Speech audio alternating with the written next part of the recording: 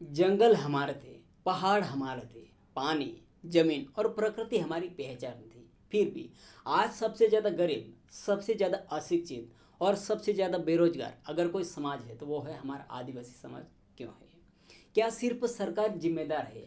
क्या सिस्टम दोषी है, या फिर कहीं ना कहीं हमारी कुछ आदतें, हमारी कुछ गलतियां हमें पीछे धकेल रही हैं? आज की वीडियो में हम किसी को नीचा दिखाने नहीं बल्कि अपने समाज को जगाने आए हैं। क्योंकि सच कड़वा जरूर होता है, लेकिन वही सच भविष्य को बदलता है। नमस्कार दोस्तों, आप देख रहे हैं हमारा चैनल, और आज की वीडियो में सिर्फ एक वीडियो नहीं बल्कि हमारे समाज के भविष्य की बात है। अगर आप भी आदिवासी समाज से आते हो तो इस वीडियो को आखिर तक जरूर देखना, क्योंकि आज हम उन कारणों की बात करेंगे जो हमारे समाज को आगे बढ़ने से रोक रहा है।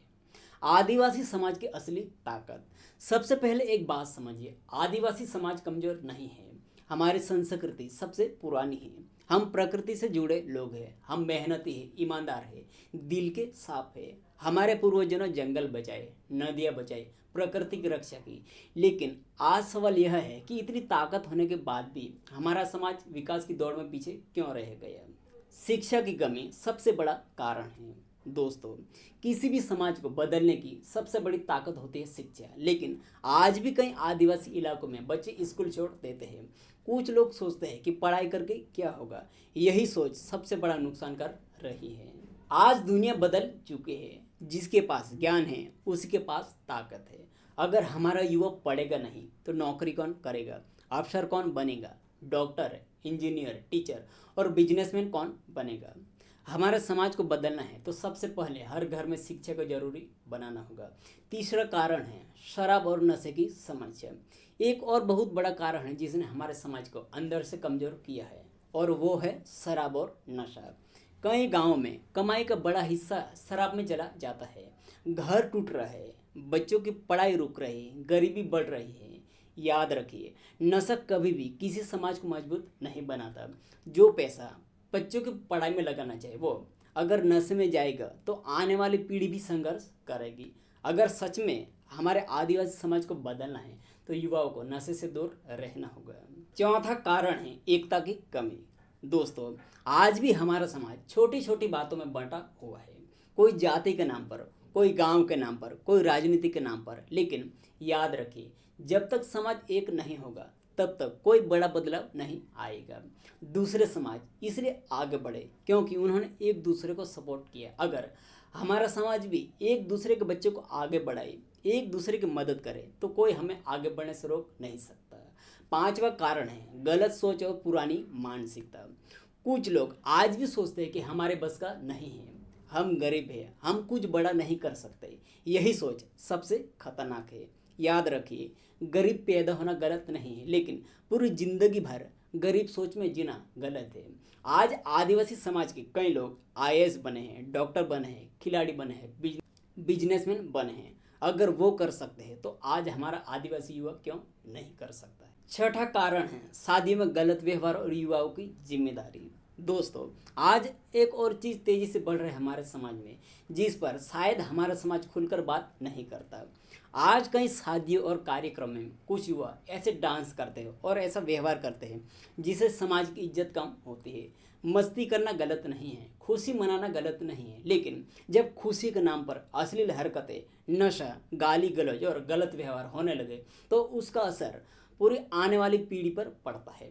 छोटे बच्चे भी वही देखते हैं और सीखते हैं। सोचिए, अगर आज की युवा पीढ़ी सिर्फ डीजे और दिखावे में उलझ जाएगी तो समाज को आगे कौन बढ़ाएगा? हमारी संस्कृति की पहचान सम्मान, अनुशासन और एकता रही है।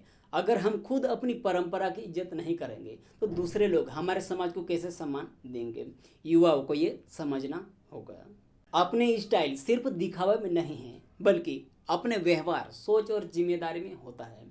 ऐसा काम करो कि जिस पर आने वाली पीढ़ी गर्व करे, शर्मिंदा नहीं। और सातवां सबसे बड़ा कारण है मोबाइल और समय की बर्बादी। आज का युवा घंटों मोबाइल चलाता है लेकिन सीखता कुछ भी नहीं है। पूरा दिन सिर्फ रील्स, गेम और फालतू वीडियो देखता है। मोबाइल खराब चीज़ नहीं है, इसका गलत इस्तेमाल खराब है।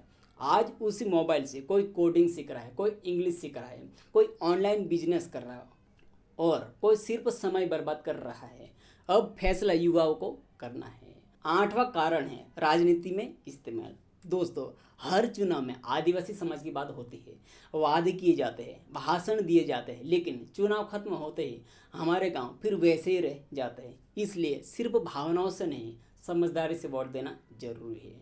जो शिक्षा, रोजगार, सड़क, अस्पताल और युवाओं के भविष्य की बात करे उसी को चुनना चाहिए।